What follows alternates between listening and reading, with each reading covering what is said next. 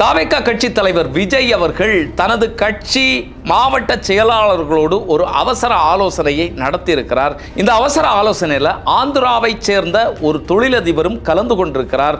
அவர் பாஜகவுக்கு மிகவும் நெருக்கமானவர் அப்படிங்கிற தகவல்கள்லாம் வெளியாகி இருக்கிறது.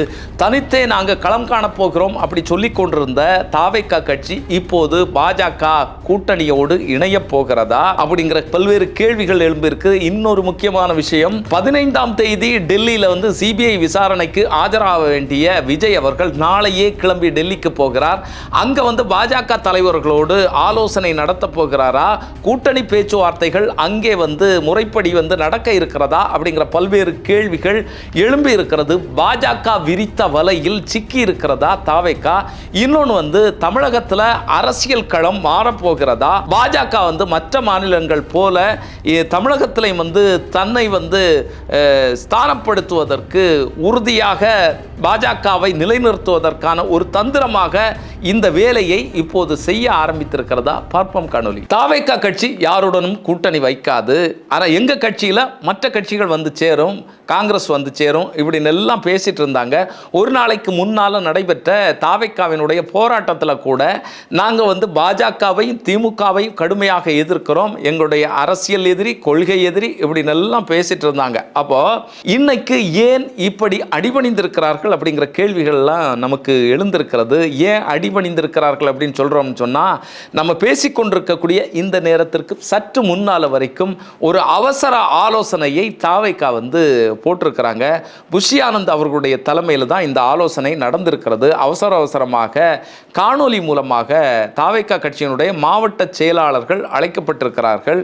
அவர்கள்ட்ட ஆலோசனை நடைபெற்றிருக்கிறது. இதில் முக்கியமாக கட்சியினுடைய தலைவர் விஜய் அவர்கள் யாரை கை காட்டுறாரோ, எந்த வேட்பாளரை கை காட்டுறாரோ அந்த வேட்பாளர்களுக்கு கட்சியினர் வேலை செய்யணும், தொண்டர்கள் வேலை செய்யணும், கட்சியினுடைய மாவட்ட செயலாளர்கள் நிர்வாகிகள்லாம் கடுமையாக உழைத்து வெற்றிக்கு உதவணும் அப்படிங்கிறத பேசினதாக சொல்லப்படுகிறது. இன்னொரு முக்கியமான விஷயம், இதில் தாவேகா கட்சி தனித்து நிற்கணுமா இல்லைன்னா கூட்டணி சேரணுமா அப்படிங்கிற விஷயங்கள் கேட்கப்பட்டது. அரசல் புரசலாக பாஜக கூட்டணியோடு நம்ம போகலாமா, என்டிஏ கூட்டணியோடு நம்ம பயணிக்கலாமா அப்படிங்கிற கேள்வியெல்லாம் கேட்கப்பட்டதாக சொல்லப்படுகிறது. என்னன்னு சொன்னால், நம்முடைய எதிரி திமுகவை எதிர்க்கிறது தான் நம்முடைய இலக்கு. அப்போ திமுகவை வீழ்த்துவதற்கு நம்ம பாஜகவோடு கைகோர்ப்பது சரியாக இருக்குமா அப்படிங்கிற கேள்விகள்லாம் கேட்கப்பட்டது அப்படின்னு சொல்லப்படுகிறது. இதில் பார்த்தீங்கன்னு சொன்னால் மிக மிக முக்கியமாக ஆந்திராவை சார்ந்த விஷ்ணு ரெட்டி கலந்து கொண்டதாக சொல்லப்படுகிறது. அவர் ஒரு தொழிலதிபர், விஜய்க்கு நண்பராக இருக்கக்கூடியவர். பல்வேறு விஷயங்கள் ஆந்திரா பகுதியில் போகும்போது விஜயோடு இவரும் சேர்ந்து கலந்து கொள்வார் அப்படிங்கிறது சொல்லப்படுகிறது. இந்த விஷ்ணு ரெட்டி பாஜகவுக்கு மிக மிக நெருக்கமான ஒரு புள்ளி, பாஜகவோடு தொடர்பில் இருக்கக்கூடியவர். ஏற்கனவே நம்ம சொன்னோம், தாவேகா கட்சி விஜய் அவர்கள் இந்த கட்சியை ஆரம்பிச்சிருக்கிறதே பாஜகவினுடைய ஒரு கிளை அமைப்பாகத்தான் ஆரம்பித்திருக்கிறார் அப்படிங்கிறத சொன்னோம். அவருடைய வெளிப்பாடுகள் எல்லாம் அப்படித்தான் இருந்தது. திமுகவை எதிர்க்கிறாரு, ஆனால் பாஜகவை எதிர்க்கிறார் இல்லை. கடைசியாக நடந்த போராட்டத்தில் கூட இந்த கேஸ் பிரச்சனை, பெட்ரோல் டீசல் பிரச்சனை, இதுகளுக்கு மத்தியில் ஆளக்கூடிய இந்த பாஜகவை எதிர்த்து குரல் எழுப்பவில்லை. அதுக்கும் திமுகவை தான் குற்றம் சாட்டுறாங்க. திமுக தான் இதுக்கு பதில் சொல்லணும் அப்படின்னு சொல்கிறாங்க. அப்படின்னா இவங்க யாருடைய ஆட்கள் அப்படிங்கிறது நமக்கு தெரிஞ்சு போச்சு. அவர்களுடைய நிறம் சாயம் வெளிப்பட்டுட்டே இருக்கு அப்படிங்கிறத நம்ம பார்க்க வேண்டியது இருக்கு. சரி, இதில் முக்கியமான ஒரு ஆலோசனை இன்று நடத்தப்பட்டது.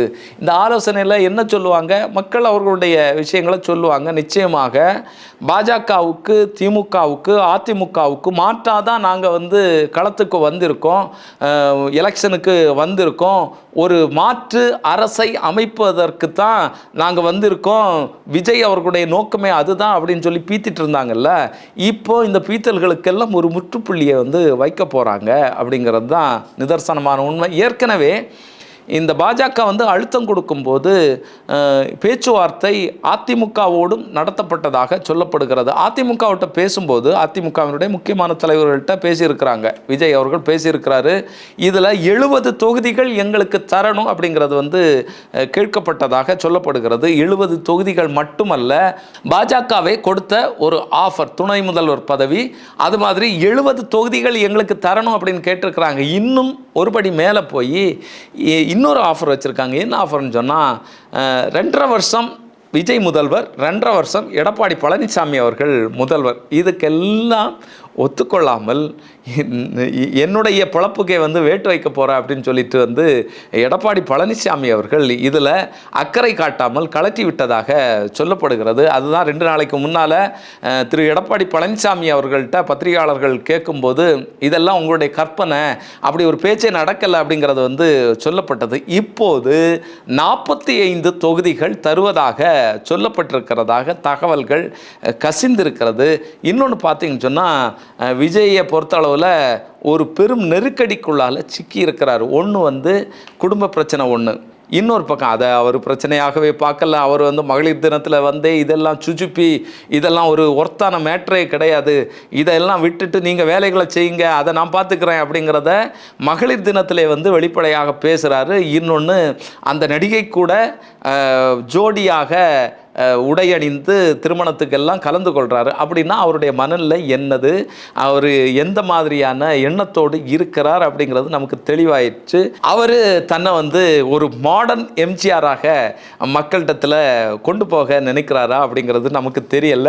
என்னன்னு சொன்னால் அதை முன்னிறுத்தி தான் ஒவ்வொரு கூட்ட இதுலையும் வந்து அவர் பேசி கொண்டிருக்கிறார். சரி, இந்த நிலையில் 45 தொகுதிகள் வந்து தரலாம் அப்படின்னு சொல்லப்பட்டதாக பேச்சு வந்து கசிஞ்சிருக்கு. இந்த தொகுதி போதாது, இன்னும் அதிகமான தொகுதிகள் வேணும் அப்படின்னு சொல்லி விஜய் வந்து விருப்பப்படுவதாக ஒரு அழுத்தம் கொடுப்பதாக சொல்லப்படுகிறது. கூட்டணிக்கு வரணும்னா இதெல்லாம் எங்களுக்கு தரணும் அப்படின்னு வந்து சொல்லப்படுகிறது. இதுக்கு தான் வரக்கூடிய 15ஆம் தேதி வந்து ஒரு செக் வைக்கப்பட்டிருக்கிறது இல்லையா, சிபிஐ விசாரணை. இந்த சிபிஐ விசாரணையில் தம்பி நீ ஒத்துக்க இல்லைன்னு சொன்னால் உன்னை வந்து நாங்கள் மாட்ட வைப்பது ரெடி, குற்றப்பத்திரிகையில் உன்னுடைய பேரும் வரும். ஏன்னா அதற்கான அத்தனை ஆதாரங்களும் இப்போ சிபிஐனுடைய வசம் வந்து இருக்கிறது. இந்த சிபிஐ விசாரணை கையில் வந்த பிறகு இதை வந்து சும்மா பூசி மொழிக்கு விட்டுருவாங்க அப்படின்னு சொல்லி விஜய் நினைச்சார். ஆனால் விஜயை கரெக்டாக வந்து எப்படி பிளான் பண்ணி கூட்டணிக்குள்ளால் கொண்டு வரக்கூடிய வேலையை பாஜக செய்திருக்கிறது பாருங்க. பாஜகவினுடைய முகம் எப்படிப்பட்டது, விஜயினுடைய முகம் எப்படிப்பட்டது, விஜய் யாருடைய ஆள் அப்படிங்கிறதெல்லாம் இதில் வெளியாச்சு இல்லையா.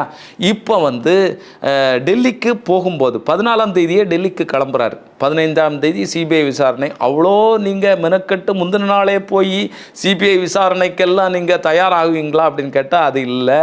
அங்கே இருக்கக்கூடிய பாஜக தலைவரை பார்த்து பேச போகிறார், முக்கியமான தலைவர்களை சந்திக்க போகிறார் அப்படிங்கிறதெல்லாம் வெளியாகி இருக்கிறது. இந்த சந்திப்பில் இவர் விரும்பக்கூடிய தொகுதிகளை கேட்பதற்கான வாய்ப்புகள் இருக்கிறது. கூடுதலாக ஏதாவது தொகுதி வந்து வாங்க முடியுமா அப்படிங்கிற பேரங்கள் அங்கே வந்து நடைபெறலாம். இந்த பேரங்கள் வந்து வெற்றிகரமாக நடைபெறக்கூடிய பட்சத்தில் விஜய்க்கு சாதகமாக விஜய் நினைக்கக்கூடிய விஷயங்களை நடத்தி கொடுக்கக்கூடிய பட்சத்தில் விஜய் வந்து என்டிஏ கூட்டணிக்கு வரக்கூடிய ஒரு வாய்ப்பு இருக்கிறது. ஜனநாயகன் திரைப்படமும் எந்த பிரச்சனையும் இல்லாமல் வெளியாகும். என்னென்னா ஜனநாயகன் திரைப்படம் வந்து நீங்கள் பாஜக கூட்டணிக்குள்ளால் போகிறது வரைக்கும் தான் பிரச்சனை. கூட்டணிக்கு வந்துட்டார் அப்படின்னு சொன்னால் ஒரு பிரச்சனை இல்லை. 17ஆம் தேதி இல்லை, அதற்கு முன்பாகவே வந்து இந்த சென்சார் போர்டு வந்து இதை பார்த்துரும். ஏன்னா புதிய ரிவ்யூ கமிட்டி அமைச்சிருக்காங்கல்ல, ஒரு ஸ்பெஷல் ரிவ்யூ கமிட்டி, அவங்க வந்து பார்த்துருவாங்க. பார்த்துட்டு இல்லைன்னா பார்க்காம கூட அவங்க சொல்லிடுவாங்க சென்சார் ஒரு பிரச்சனை இல்லை, நீங்கள் சர்டிஃபிகேட்டை வாங்கிட்டு போயிருங்க அப்படின்னு சொல்லிடுவாங்க. அந்த படம் வெளியாகும். எப்படி வரும்னு பாருங்கள். இந்த படம் இது அறிவிக்கிறதுக்கு முன்னாலே, எலெக்ஷன் வந்து தமிழகத்தில் அறிவிக்கிறதுக்கு முன்னாலே கூட ஒருவேளை வந்து இந்த திரைப்படம் வெளியாகிறதுக்கான வாய்ப்பு இருக்கிறது. ஒரு நாளைக்கு முன்னால் தகவல் வெளியாச்சு. ஓடிடி நிறுவனம் வந்து இந்த திரைப்படத்திற்கான அந்த இதை வந்து திருப்பி கேட்குறாங்க, பணத்தை திருப்பி கேட்குறாங்க. இந்த கான்ட்ராக்ட்லேருந்து அவங்க வெளியேறாங்க அப்படின்னு வந்து சொல்லப்பட்டது. இப்போது அதை பேசி நிறுத்தி வைத்திருக்கலாம். என்னென்னா இந்த பேச்சுவார்த்தை நடக்கு, பேச்சுவார்த்தையில் ஒரு முடிவு வந்துடும், அப்போ உங்களுக்கு நாங்கள் பதில் சொல்கிறோம் அப்படிங்கிற ஒரு விஷயத்தை வந்து விஜய் வந்து பேசியிருக்கலாம். இந்த பேச்சுவார்த்தை என்டிஏ கூட்டணிக்குள்ளால் விஜய் வராருன்னு சொன்னால் எந்த விதமான பிரச்சனை இல்லை. ஜனநாயகன் திரைப்படம் எலெக்ஷனுக்கு முன்னாலே வெளியாகும். இந்த ஜனநாயகன் திரைப்படத்தின் மூலமாக ஒரு செல்வாக்க, விஜயனுடைய செல்வாக்க, இப்போ மண்ணோடு மண்ணாக போய்கொண்டிருக்கக்கூடிய செல்வாக்க தூக்கி நிறுத்துறதுக்கான ஒரு முயற்சியை செய்வதற்கான ஒரு வாய்ப்பு வந்து இருக்கிறது. அப்போது பாஜகவுக்கும் அதிமுகவுக்கும் விஜய்க்கும் வந்து சாதகமாக இந்த திரைப்படம் வந்து அமையக்கூடும். இந்த திரைப்படம் ஒரு பிரச்சாரமாக எடுத்துகிட்டு போகிறதுக்கான ஒரு வாய்ப்பு இருக்குது. அந்த ஒரு சூழலை நோக்கி தான் இது வந்து நகர்ந்து கொண்டிருக்கிறது. ஒன்று வந்து இப்போ சிக்கி இருக்கக்கூடிய எல்லா விஷயங்கள்லேருந்து விஜய் வந்து வெளியே வந்துடுவார், திரைப்படம் வெளி வந்துடும், திரைப்படத்திற்கு சிக்கல் வராது. அது மாதிரி சிபிஐ விசாரணையிலேருந்து வெளியில் வந்துடுவார். அது வந்து ஒரு பொருட்டே கிடையாது. அது இழுத்தடித்து ஒரு விஷயம் இல்லாமல் அது வந்து இங்கே இந்தியாவில் நடைபெறக்கூடிய இந்த சிறப்பு புலனாய்வுகள்லாம் எப்படி போகுதோ, மண்ணோடு மண்ணாக போகிறதோ, இல்லைன்னா அதற்கு வந்து இந்த குற்றப்பத்திரிகை தாக்கல் பண்ணுறதோட அது எப்படி நிற்குதோ, அது மாதிரி இந்த கரூர் சம்பவம் சம்பந்தமான இந்த சிபிஐ விசாரணையும் நமத்து போகும் அப்படிங்கிறது தான் விஷயம். கொல்லப்பட்ட இறந்து போன இந்த 41 நபர்களுக்குமான நீதி வந்து எங்கேயுமே கிடைக்காது. விஜய் அவர்கள் இந்த கட்சியோடு ஐக்கியமாகிட்டா அப்படிங்கிறது தான் வரக்கூடிய செய்தியாக இருக்குது. இன்னொன்று பார்த்தீங்கன்னு சொன்னால் இதில் பாஜகவினுடைய தந்திரம் என்ன? இப்போ நம்ம பார்த்தா தெரியும், மற்ற மாநிலங்களில், வட மாநிலங்களில் பாஜக திட்டமிட்டு காங்கிரஸில் இருக்கக்கூடியவர்களை தன்னுடைய கட்சிக்கு தூக்கி, இல்லைன்னு சொன்னால் வேறு கட்சிகளை வந்து உடைச்சு தன்னோட சேர்த்து எப்படி இன்னைக்கு ஒரு பெரிய பலமான பிம்பமாக உருவாகி இருக்கிறதோ, அரசியல் சக்தியாக வந்து உருவாகி இருக்கிறதோ, அப்படிப்பட்ட ஒரு வேலையை தமிழ்நாட்டில் செய்ய போகிறது. இது வந்து பாஜகவுக்கு ஒரு பலம். ஆனால் இன்னைக்கு இருக்கக்கூடிய அதிமுக இதோட போக்கு, விஜயினுடைய கட்சியும் இதோட போகும். ஏன்னா எப்படி விஜயகாந்த் அவர்களுக்கு ஒரு செல்வாக்கு இருந்ததோ, அவர் வந்து அதிமுக கூட்டணிக்குள்ளால் வந்துட்டு வெளியில் போய் அப்புறம் ஒன்றும் இல்லாத ஒரு நபராக இன்னைக்கு மாறி இருக்கிறாரோ, அந்த கட்சி வந்து இன்னைக்கு எந்த நிலைமையில் இருக்கிறதோ அப்படிப்பட்ட ஒரு நிலைமைக்கு தாவேக்கா வந்து மாறக்கூடும். ஒன்றில் வந்து தாவேக்கா முழுமையாக பாஜகவுக்குள்ளால் வந்துடணும், இல்லைன்னா தாவேக்காவையே உடைபட்டு தாவேக்காவை வந்து பேருக்கு ஒரு கட்சியாக உட்கார வச்சுட்டு அந்த இடத்தை எல்லாம் கபலீகரம் பண்ணக்கூடிய வேலையை பாஜக வந்து செய்யும். மகாராஷ்டிராவில் எப்படி நடந்ததுன்னு நமக்கு தெரியும். சிவசேனா எப்படி உடைக்கப்பட்டு இன்னைக்கு வந்து பெரும் சக்தியாக வந்து பாஜக உருவாகி இருக்கிறதோ அப்படி ஒரு சக்தியாக இங்கே வந்து உருவாகும். நீங்கள் நினச்சி பாருங்கள், இந்த பேச்சுவார்த்தை நடத்தும் போதே விஜய் அவர்கள் கேட்டதாக சொல்லப்படுகிறது 70 தொகுதிகள். எங்களுக்கு 70 தொகுதி, நீங்கள் அதிமுக 70 தொகுதி வச்சுங்க, பாஜக 70 தொகுதி வச்சுக்கும், இப்படின்னு ஒரு பேச்சு பேசப்பட்டதாக சொல்லப்படுகிறது. அப்படி பார்த்தீங்கன்னு சொன்னால் 210 தொகுதி. பாக்கி இருக்கக்கூடிய மற்ற தொகுதிகளை வந்து டிடிவி தினகரன் மாதிரியான ஆட்களுக்கு வந்து பிரித்து கொடுத்துருங்க, பிரித்து கொடுத்துட்டு எலெக்ஷனில் நிற்கலாம். யாருக்கு அதிகமான சீட்டு வருதோ அதுக்கு ஏற்ற மாதிரியான முதல்வர் வந்து நம்ம வந்து தேர்ந்தெடுத்துக்கலாம். அதாவது நீங்கள் இதுவரைக்கும் பிரதமர் மோடி அவர்கள் தமிழகம் வந்துட்டுருக்கிறாரு இந்த என்டிஏ கூட்டணி சார்பாக கூட்டங்களில் வந்து கலந்து கொள்கிறதுக்கு. இதுவரைக்கும் எடப்பாடி பழனிசாமி அவர்கள் தான் முதல்வர் வேட்பாளர். அதிமுகவினுடைய தலைமையில் தான் இங்கே வந்து ஆட்சி அமையும் அப்படிங்கிற எந்த விஷயத்தையும் சொல்லலை. இதனுடைய பின்னணியில் இருக்கக்கூடிய அரசியல் இதுதான். அதாவது குறைவான தொகுதிகளை வந்து இந்த 3 கட்சிகளும் பிரித்து எடுத்துக்கொள்ளும்.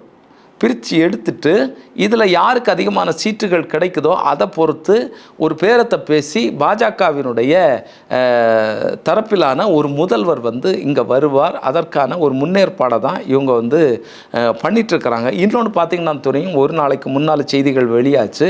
டிடிவி தினகரனுக்கும் சரி மற்ற கட்சியினருக்கும் சரி சின்னம் வந்து தாமரை சின்னத்தில் நீங்கள் நில்லுங்க அப்படிங்கிற ஒரு அறிவுரையை இல்லைன்னா ஒரு அழுத்தத்தை வந்து பாஜக வந்து கொடுத்து கொண்டிருக்கிறதாக தகவல்கள் வந்து வந்திருக்கு. அப்போது பாஜகவை இங்கே நிலைநிறுத்துறதுக்கான அத்தனை வேலைகளும் செஞ்சுருக்கு. அப்போது மக்கள் மத்தியில் பரவலாக பாஜக போய் சேரும், இந்த தாமரை சின்னம் போய் சேரும். அடுத்தடுத்த எலெக்ஷன்களில் வந்து முழுமையாக தமிழ்நாட்டில் ஒரு கட்சியாக அதிமுகவை எல்லாம் பின்னுக்கு தள்ளிட்டு திமுகவுக்கு எதிர்த்து நிற்கக்கூடிய ஒரு கட்சியாக மாறக்கூடிய ஒரு சூழ்ச்சியை இவர்கள் பண்ண போகிறார்கள். அதுதான் இங்கே நடக்க போகிறது. அதற்கான முத்தாய்ப்பாகத்தான் விஜயை வந்து தங்களுடைய கூட்டணிக்குள்ளால் கொண்டு வரக்கூடிய வேலைகள் நடக்கிறது. இந்த அபாயம் உணராமல் இந்த வலையில் போய் மாட்டக்கூடிய வேலையை விஜய் அவர்கள் பண்ணிட்டுருக்கிறாரு. விஜய் அவர்களுக்கு அரசியலும் தெரியாது, ஒரு மண்ணும் தெரியாது. இப்போது விஜயினுடைய குரல் வலை பாஜகவினுடைய கைகளுக்கு சிக்கி இருக்கிறது. என்ன இருந்தாலும் நாளை இல்லைன்னா நாளைக்கு மறுநாள் இது எல்லாமே தெளிவாகும். என்ன நடக்கிறது, தாவேகா கட்சியினுடைய நிலைப்பாடு என்ன, விஜய் அவர்களுடைய நிலைப்பாடு என்ன, யாரோட கூட்டணி வைக்கப் போகிறார் இல்லைன்னா தனித்து நிற்கப் போகிறாரா அப்படிங்கிறதெல்லாம் நம்ம பொறுத்திருந்து பார்ப்போம். இன்னொரு காணொலியில் சந்திக்கும் வரை நன்றி, வணக்கம்.